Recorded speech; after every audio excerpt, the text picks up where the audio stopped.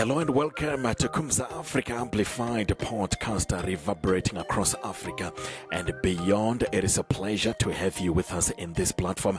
In this episode, I am joined by a panel of experts who will be joining me to reflect on the Africa's journey since 1963, the year that the Organization of African Unity was formed. We will be talking about this journey and ask, what does the 62nd anniversary of the formation of the African Union mean for the continent going forward? If you like the content of this podcast, remember to subscribe, like, and share. Let's delve into it. Welcome. Gentlemen, thank you so much for joining us. It is a pleasure to have you on this platform. Pleasure. Thank you. Thank you for having us. Thank you so much for joining us. Let me start with you, Brian, because we are holding this conversation at a pivotal time, isn't it? Because we are seeing the rise of a new generation of leaders pushing back against imperialism and shifting global geopolitics, reshaping Africa's role on the world stage. We will unpack all of that in just a moment, gentlemen. But first, as we mark 62 years of African unity, Brian, how would you reflect on the journey so far that the continent has traveled and where the continent stands at the moment, Brian? Well, thank you so much, Khumbza. We've had a phenomenal last 55 years or so. The primary concern was with decolonization and achievement of political freedom. But if you read the speeches made by Abdel Nasser, made by Haile Selassie, made by Nkrumah at the inaugural summit on the 25th of May, you'll pick the following themes: freedom and dignity for Africans, social justice, which means addressing the social questions of education, of health, and etc., and economic self-reliance, economic development, so decoupling of African economies from European economies. All these things were contained in the first resolution of the OAU. But there was also a concern with three things: controlling African narrative by establishing a Pan-African media, the question of ending apartheid in South Africa, and etc. On this, we have achieved. We achieved decolonization. Almost all African states, maybe save for one, are now independent. They have their political freedom. Number two, there was a concern with ending apartheid. Apartheid ended. Number three, there was a concern with building the social conditions that would enable Africans to become the primary driver of development. To some extent, on this, we have very mixed outcomes.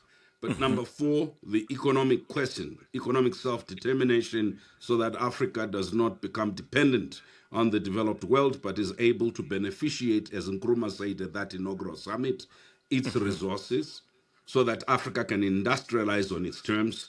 We're far from industrialization. We're still a net exporter of raw materials. And then lastly, on the questions of peace and security, as well as on the questions of continental integration.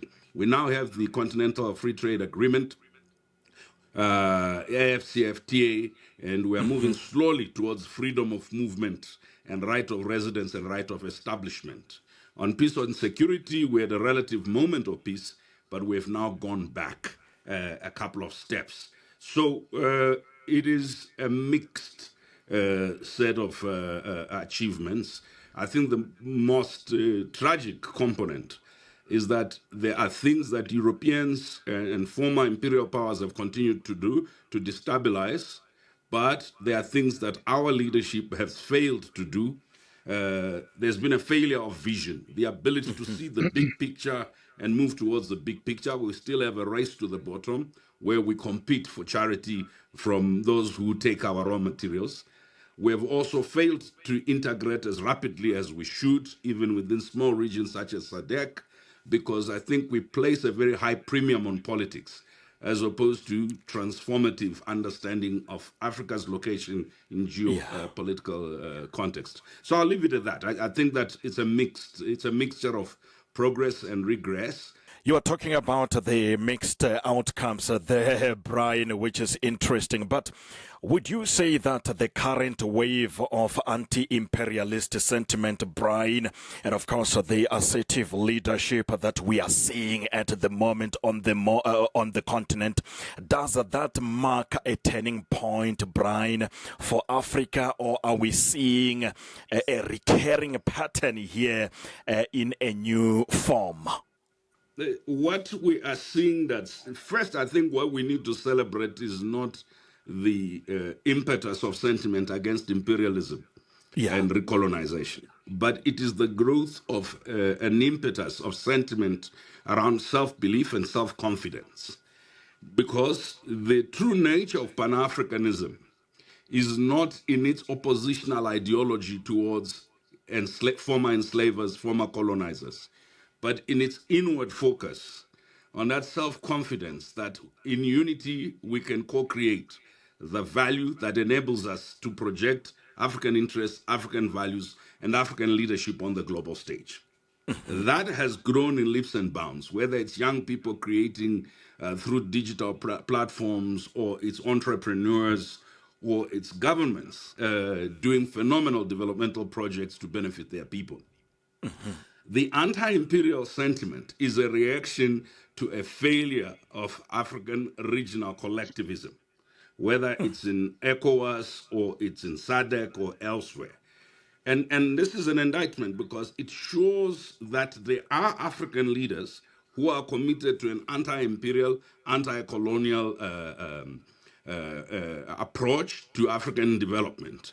But if you read their critique is of the fact that there is no unity to holding France accountable for the sort of exploitation done in French-speaking West Africa. There is no unity in holding the United Kingdom accountable. There's no unity in holding the Americans accountable. In fact, part of the tragedy of the Libyan events that led to the removal and assassination of Muammar Gaddafi is that lack of unity amongst Africans. That Africans are more concerned with pleasing Europeans and pleasing Americans and saving their little countries, which are economically non-viable as little individual entities, than they are in the unity that would give them value. So I'd say I am celebrating the fact that there are leaders who can stand up. But I'm also despondent because I'm not hearing other leaders stand up in solidarity with those that are standing up. So that means there's still a large majority of African leaders who'd rather play it safe, sit on the fence, or simply acquiesce to whatever demand is coming from the West. How do you judge this? Look at the number of foreign military bases on African soil. Look at the number of private military companies or mercenaries on African soil. We now have more military bases and private military companies on African soil than we did at the peak of the Cold War and during colonialism. How do I judge this? Look at the number of deals around green energy transition, look at critical minerals that literally replicate what Nkrumah, Abdel Nasser, and others were decrying in 1963, which is that Africa should not export raw materials, but Africa should beneficiate its raw materials for its industrialization. So, Yeah. in a sense, anti-imperialism has a political, a social, a cultural, and it must have an economic dimension, which says it's not just mere rhetoric. There is a substantive commitment to building conditions for our people to self-develop and industrializing as a collective so that We build regional value chains that enable us to survive. Brian Kagoro, a powerful statement indeed. But let me bring in here Moussa Ibrahim. He is a journalist and a former spokesperson of the late Muammar Gaddafi. Do you agree, Moussa, with what Brian has been saying about the demise of Muammar Gaddafi and the fact that African leaders did not unite, which led to the demise of a brother leader? Thank you, Brother Combello. Well, let me salute your guest, our brother Brian, whom I'm listening to for the first time, and what an honor. Both insightful and visionary summary and analysis of the reality of our continent. I'm absolutely happy to get to know you, dear Brian. Beautiful statement, very powerful, and I should not repeat it. I just call upon our viewers and listeners to listen to it carefully again and again. I will speak from my personal experience as someone who worked closely with the martyred African leader, Muammar Gaddafi, and helped in his liberation projects, as he called them, for Africa. Let's remember that Gaddafi never had just rhetoric or speeches. He actually worked very hard on realistic and practical Pan-African unity and liberation projects. Most of them were based in a deep economic understanding of the reality of the continent. So Gaddafi, from as early as 2003, he was working on establishing an African central bank that would free the continent from the financial chains of being linked to European and North American banks. Of course, famously, Gaddafi was building up the gold reserve in Libya and calling upon gold producing African countries to help him out. So it's possible then for us Africans to issue a unified African currency. He wanted to call the Afro, which of course would give us currency sovereignty. Gaddafi famously also started the African Organization for Satellite Communications. He wanted also to have sovereignty over our knowledge and the systems of communications, the internet, digital media, education. And in 2008, Libya single-handedly paid for the first Pan-African satellite that was launched that year. Gaddafi also was building up the finances and the technicalities of creating the African Unified Army, the UAA, he called it, which would replace the AFRICOM, the American Command in Africa, and the French troops in West Africa, the GS-5. And he was in constant dialogue with African leaders from every corner of the continent. The West came for Gaddafi in 2011 precisely because of his Pan-African projects, especially the financial economic ones, because had they succeeded, they would have pushed the dream of unity and liberation for us Africans decades ahead. And he knew it. He personally told me dozens of times to stress this in my press conferences, statements, and interviews throughout the NATO bombardment of my country in 2011. And he always said, we are going to be killed, assassinated for our African liberation project. So what I believe is it's not just a failure. This is the only thing I would add and might shock some of your viewers. It's quite common for people to say that it's a failure of leadership in Africa, that African governments, nation states allowed the West to kill such an African leader of liberation, Gaddafi. But I also think the problem is much deeper. I think we have lost something in the last few decades.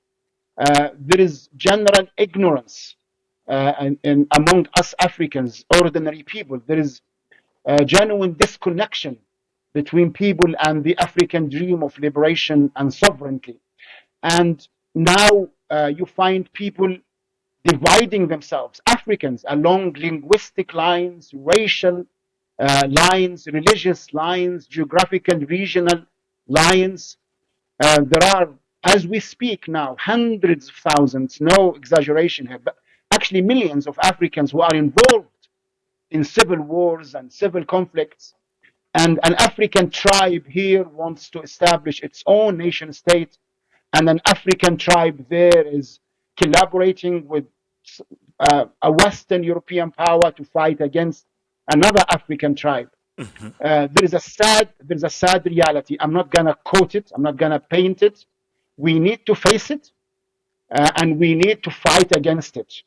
And I think if we have more analysis and more insights, like the one put forward by Brian, and make sure that we have constant dialogue between the different corners of our continent and learn lessons from the failure of our leaders of liberation, from Nasser of Egypt to Nkrumah of Ghana to Lumumba of the Congo to Machel of the Mozambique to Nyerere of Tanzania, to many others, then this is our duty. It's actually our duty not just to speak rhetoric, but to face our shortcomings, including our own intellectuals and activists' shortcomings, our leaders' shortcomings, and our people's shortcomings.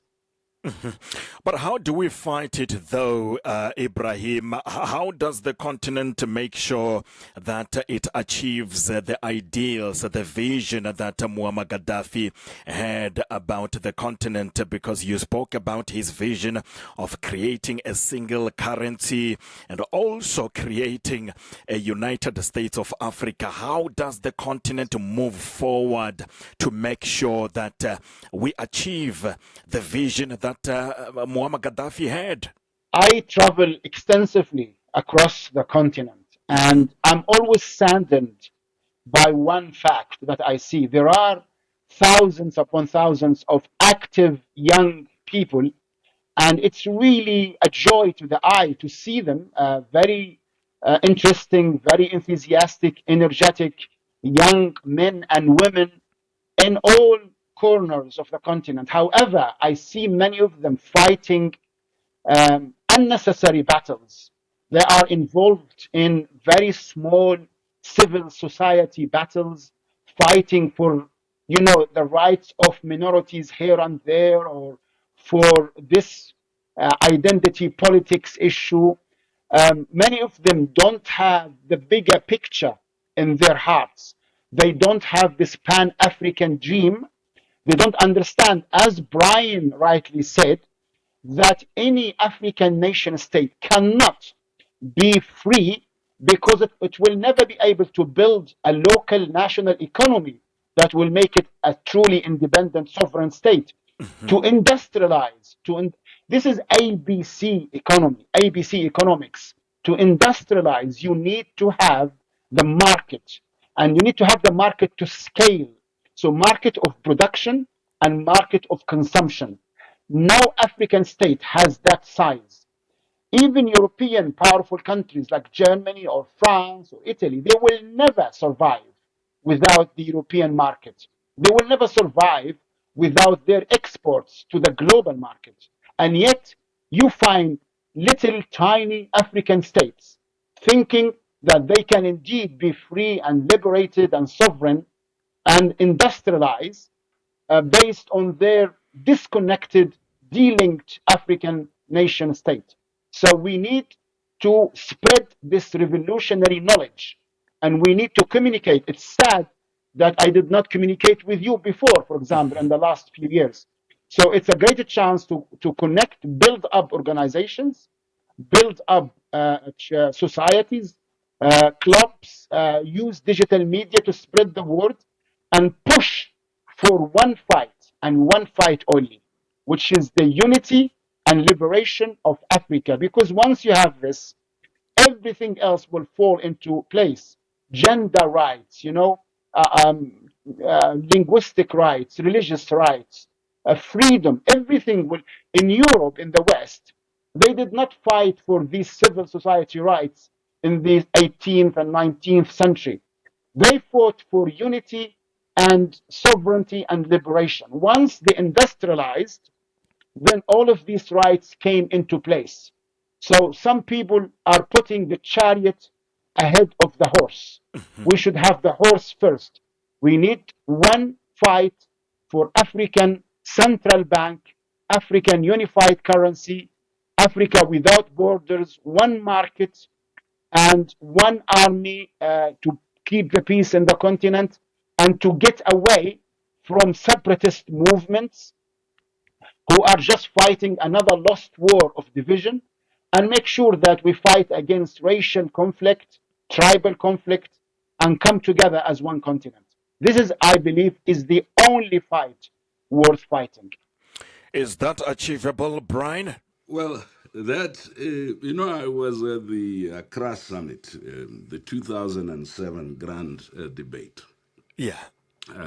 where my late brother and best friend, Tajuddin Abdul Rahim, who was the Secretary General of the Pan-Africanist movement, and I tried very hard to talk informally to some of the leaders.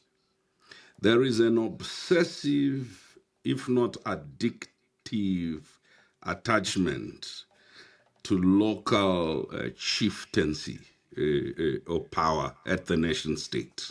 I think one of the most terminal diseases in Africa is the disease of false self-importance or delusional leadership. We elect at the local level our West students.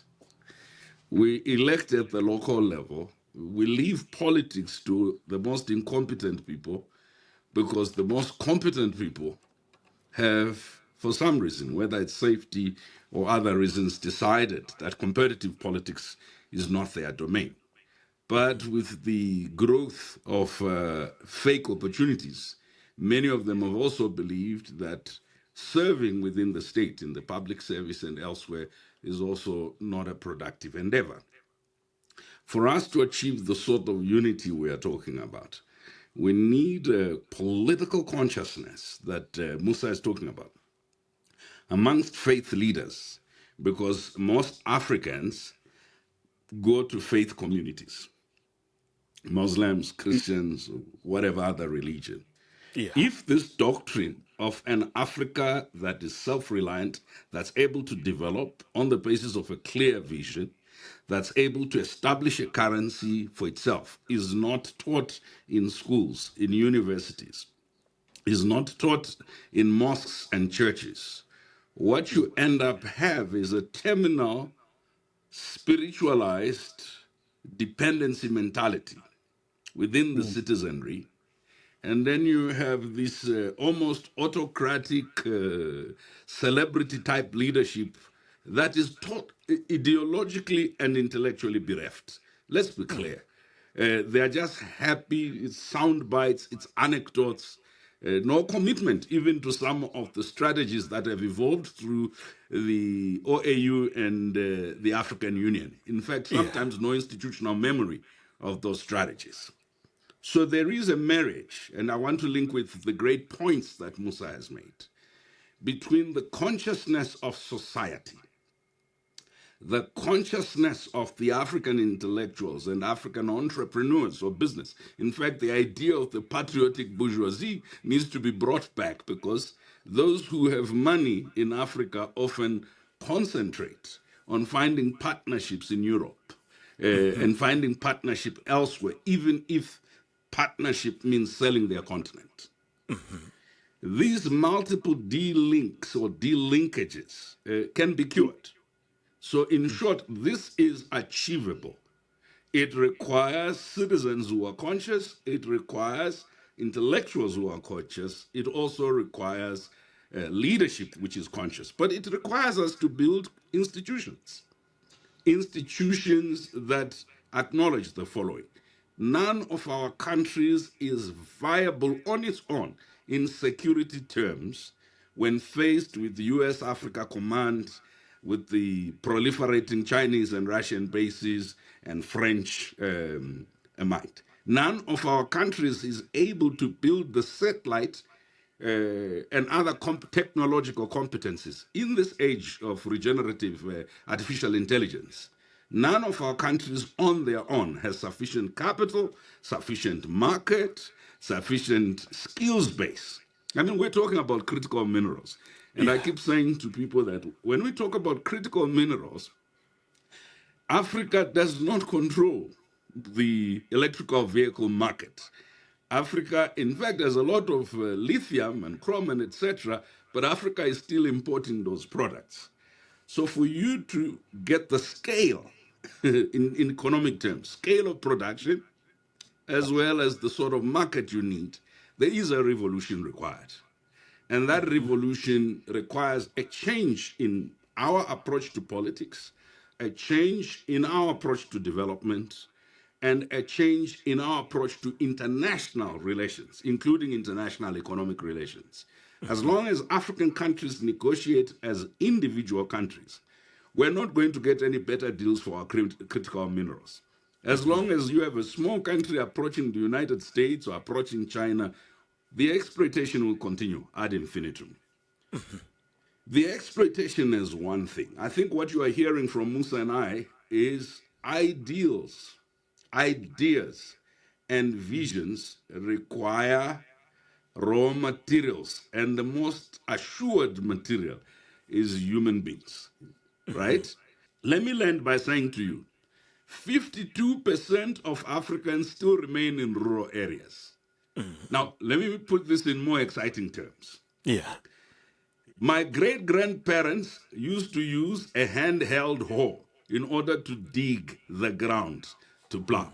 Today, having trained thousands of engineers on this continent, the bulk of our people in rural areas still use the same rudimentary instruments, ox-drawn plow. And so, what have our engineers done to alleviate the penury of our people? How have our governments thought about some technological advancement to make agriculture within the rural sector or production within the rural sector move closer to a model that will bring sustainability, food and nutrition security, and etc.?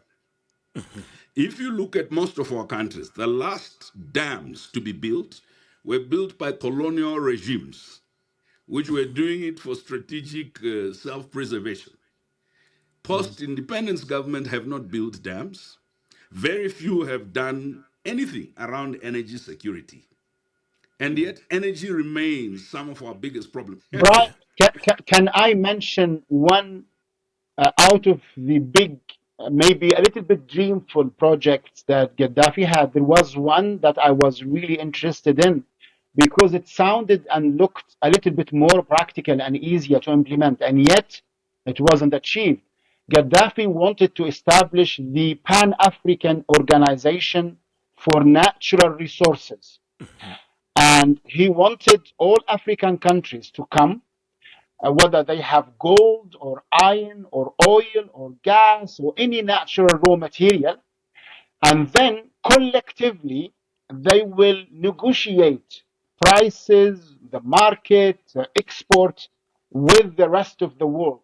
This would have given even the smallest of nation states in Africa such power, such negotiation power, and together as Africans, we will be able to control the global prices of every raw material in the continent.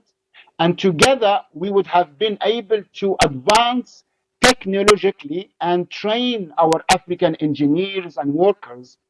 And within a 10-year, 15, 20 period, we would have achieved a level of sovereignty over our resources only dreamed of by the original leaders of liberation in the 50s and 60s. So this was a very practical step. It doesn't involve one currency, one army, one government, or anything. It just involves people coming together and saying, hey, I'm not going to negotiate the price of gold by myself. We do it together. We are not going to train our workers in a very narrow minded, a small scale way, but we are going to come together and make sure that Africa becomes the most advanced continent in the whole world in terms of trained workers, skills, technology, and unification of this market. Yet he failed. He could not do that because of corrupt leadership in Africa, because, as Brian said, of delusional self importance, and because the consciousness, the revolutionary liberation knowledge has not been established deep enough within our continent that people would jump and fight for such an organization. While this is the sad thing, such an organization would have transformed the lives of millions of Africans, would have transformed our economies, our markets. So it's a battle worth fighting, and yet we did not fight for this. And this is a sad reality, and we need to think about this and consider it and find solutions. What do you make of what is happening there in Burkina Faso, Ibrahim? Well, I have made a few videos and written a few articles that went viral Yeah. within the African context about this, and I got so much love and hate because of it. Coming from the failed experiment of revolution in Libya, I am very harsh and honest in discussing other revolutionary experiments. Of course, in principle, I absolutely wholeheartedly support what the Sahel revolutions are doing, delinking from the West, stating sovereignty, military sovereignty, economic sovereignty, and attempting to gain back control of mines and resources. All of this is fantastic. Still, I am afraid that so far it's been a short time. We have to give them that, only 2 to 4 years in between them. The revolution is still elitist and government level in Burkina Faso and Mali, meaning that from what I have seen, I haven't seen a major popular movement in education, in the media, in the local population. The revolution still feels it's a military one. It's officers' revolution, and there is much charisma around Ibrahim Traore, which he deserves. He's a very handsome young African. I absolutely love him for that. But without a genuine plan to unify the Sahel region and to establish cooperative relations with surrounding countries. So, for example, I absolutely did not like the continuous conflict and fight between the Sahel countries and Algeria, a major African country, and then playing some petty politics by going to meet with the Moroccan royalty to just deepen the conflict between them and Algeria. This is not a revolutionary step. It's a very small regional conflict driven step. It shows that the revolution in Mali and Burkina Faso must establish itself locally and regionally, and it must change the education system. So far, I haven't seen any major changes in the education system of these countries. And another failure, if I may say, they haven't reached out to us around the continent. Many of my comrades, my brothers and sisters, active in the north, east, south, and central of our beautiful continent, they are all complaining that they have been trying to connect with the with Burkina Faso and Mali and the revolutions there, and they haven't found a way. There is no organization, there is no platform, nothing. It feels that it's a very much military, elitist driven revolution. And this must change. Otherwise, it will be very easy to isolate these military leaders and make them small and then easily get rid of them. Brian Ibrahim Traore said that his leadership is not a democracy but a progressive popular revolution. Is this perhaps what Africa needs at the moment for these radical reforms to happen? Look, these are questions that debates that happened in the 1960s and 70s. One of the most seminal works is by Walter Rodney. And Walter Rodney asked this question of the failure of African revolutions. And he answers that in his second and third books, that the reason why they failed is that they were not internally democratic. And let me answer this. That's separate from liberal democracy, which is whether or not they held elections. It is a question of whether or not internally they created sufficient space for innovation, sufficient space for inquiry, sufficient space for the sort of connections that Moussa is talking about, connections with other people. So being held accountable is not just a function of people holding elections. You can be held accountable by peers. You can be held accountable by the broad mass of the people. So having a movement that holds you accountable, going beyond just the barracks and the command and control is key. It is key for building purchase and buy-in into the revolution. Most revolutions do start with the sort of leaning that Ibrahim Traore has suggested, a leaning towards command and control. You give instructions, the people follow. We borrow this legacy, as you know, from the old debate between Lenin and Rosa Luxemburg. Vladimir Ilyich Ulyanov, Lenin, believed that the luxury of dissent would detain progress.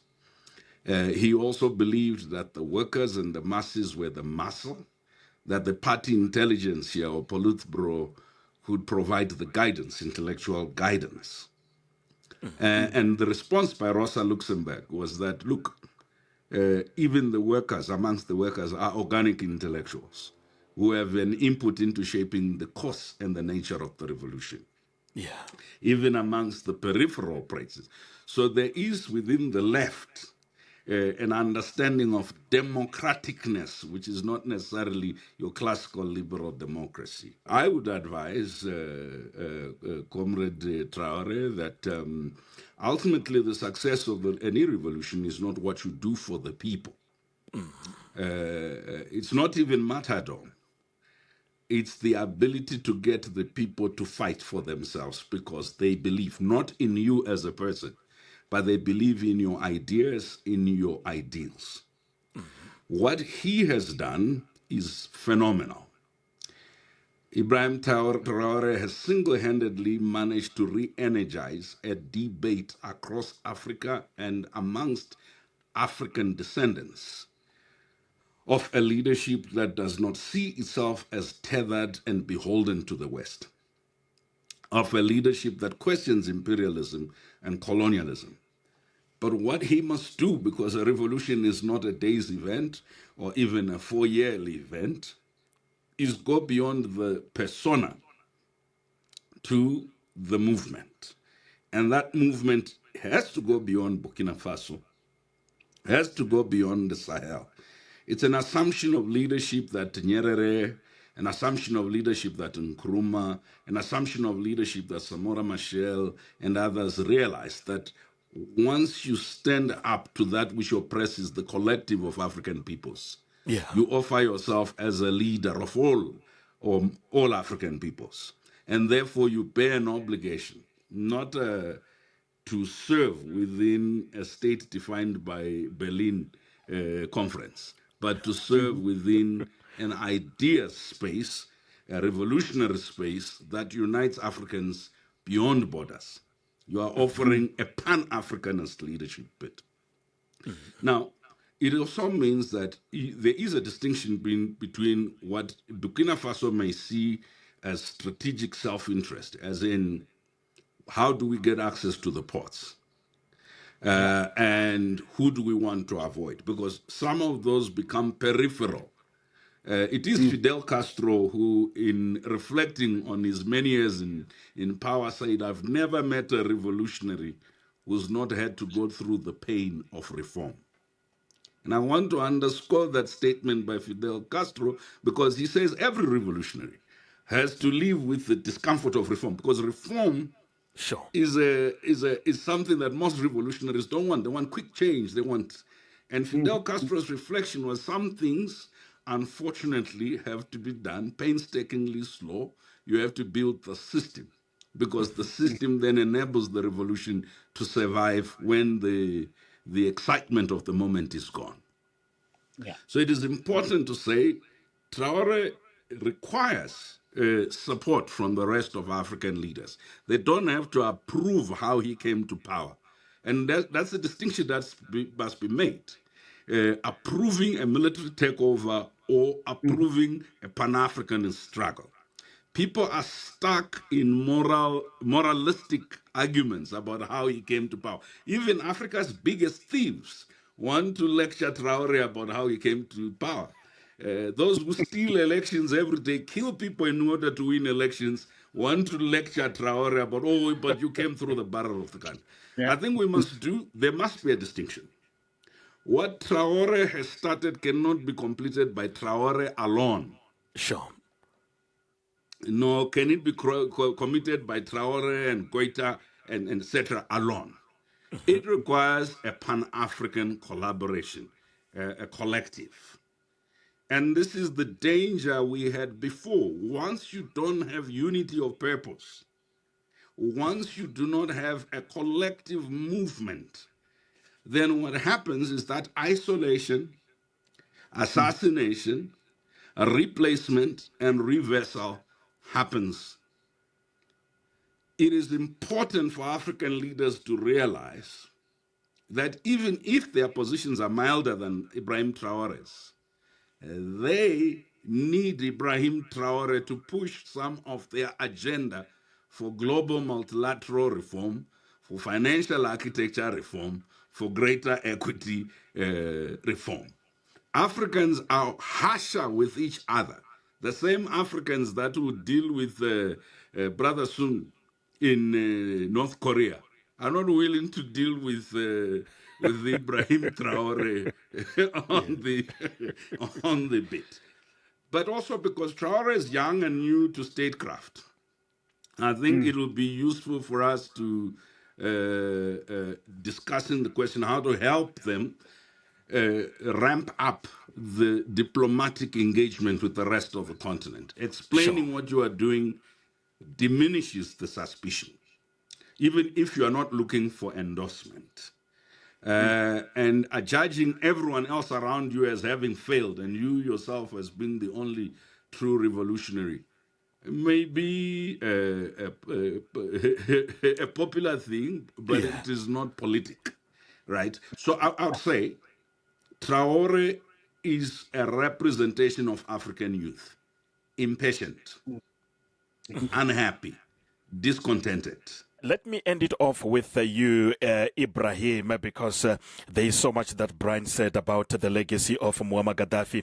How do you think Africa can balance the external geopolitical pressures, Ibrahim, with the need to assert continental sovereignty and unity as outlined in Agenda 2063's flagship initiatives like the African Continental Free Trade Area Agreement, Ibrahim, as we wrap it up? I lost your input there for half a minute, but Okay, I think I get the spirit of your question, sure. and this is like a conclusion to a statement. Um, I really would like to stress this, that we as Africans, all of us, whether we are intellectuals, workers, politicians, the general population. It's upon us, it's our responsibility to first of all understand the reality of our continent Yeah. and not be fooled by false political philosophies and by false knowledge. And for me, to understand our reality is to understand that we are still not free. We are still in chains. And the most important chains, the most painful, are economic. Sure. We are dependent. We are being robbed day in, day out by the West, especially. We are disconnected. Our markets are small and insignificant. And if we change this economic reality, political, cultural, social realities that many people are, of course, concerned with will change Sure. accordingly. All right. Then it's upon us to work for that through building up consciousness, revolutionary knowledge, admit our mistakes and our failures, call for genuine popular democracy, not liberal, westernized, easily corruptible forms of democracy, as Brian stated there, but genuine participation of workers, students, young and old, into popular congresses, into unions, associations, in which people feel that they are part of any revolutionary liberation movement in the continent. All right. This is not something that could be done overnight. It's our fight, just like our ancestors fought from the 30s, 40s, 50s, and even in the 19th century. It's our fight now, and we should take it upon ourselves. It's our call, our duty, and I'm just one of thousands upon thousands of people who believe in this and are fighting the good fight. Moussa Ibrahim, Brian Kagoro, it has been a pleasure having you both here on Khumbza Afrika Amplified podcast. Thank you so much for joining us. If you like the content of this podcast, remember to subscribe, like, and share.